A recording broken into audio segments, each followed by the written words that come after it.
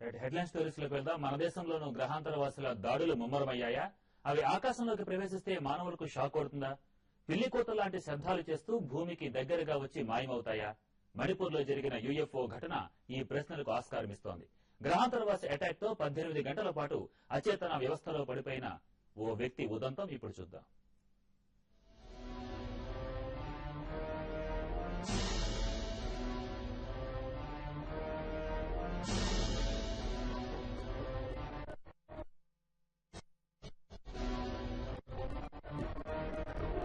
ఇతను మత్స్యకారుడు.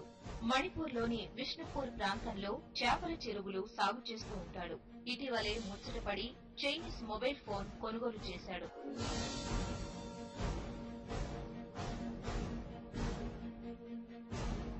అందులోని built in కెమెరాలో అలా చెట్లను, ఆకాశంలోని మేఘాలను వీడియో తీస్తున్నాడు. అకస్మాత్తుగా ఓ వింత ఆకారం ఆ మొబైల్లో రికార్డైంది. దాన్ని చూస్తూ వీడియో తీస్తూ అతను స్పృహ కోల్పోయాడు.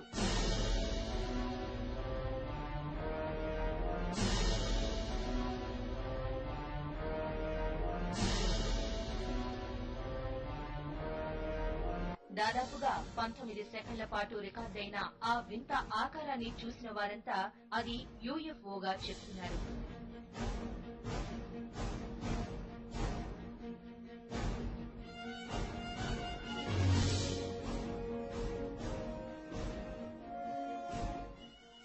ఫ్లయింగ్ సాసర్లో గ్రహాంతర వాసులు ఇలా వచ్చి ఉంటారని అంటున్నారు. పైగా యూఎఫ్ఓలు సముద్ర తలం మీద తిరుగుతూ ఉంటారు కనుక ఇక్కడి లోక్టక్ సరస్సును పెద్ద జలాశయంగా భావించి పరిశీలించేందుకు వచ్చి ఉండవచ్చని భావిస్తున్నారు.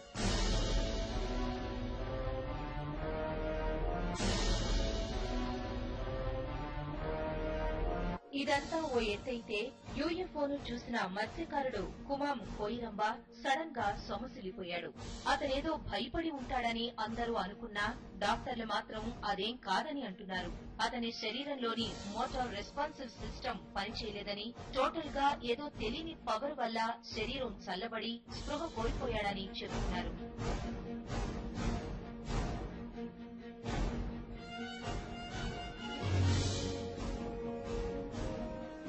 చివరికి మెడికల్ రిపోర్టులోనూ యూఎఫ్ఓను చూసి అక్కడి నుంచి వచ్చిన విద్యుదావేశ తరంగాలకు స్పృహ కోల్పోయాడని పేర్కొన్నారు.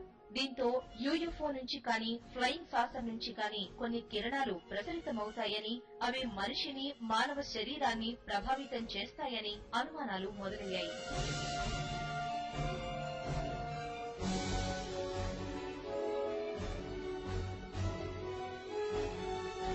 దీనికి తోడు ఈ 32 ఆరోగ్యవంతుడైన వ్యక్తి ఒక్కసారిగా కుప్పకూలిపోవడం, దాదాపుగా 18 గంటల పాటు అచేతనావస్థలో పడి ఉండడం లాంటి విషయాలు యూఎఫ్ఓల కిరణ ప్రభావమేనన్న అనుమానాలకు ఆజ్యం పోస్తున్నాయి.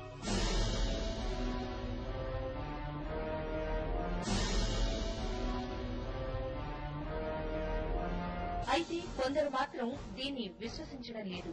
ఆకాశంలో ఏదో పక్షి లేదా వైర్ల నుంచి వేలాడే వస్తువై ఉంటుందని కొట్టిపారేస్తున్నారు.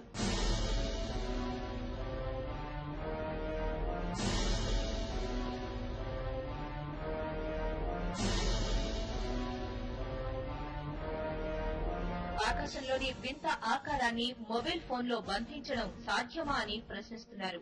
అయితే ఈ మణిపూర్ వాసి మాత్రం అది తనపై యూఎఫ్ఓ జరిపిన ఎన్కౌంటర్ గానే చెప్తున్నాడు.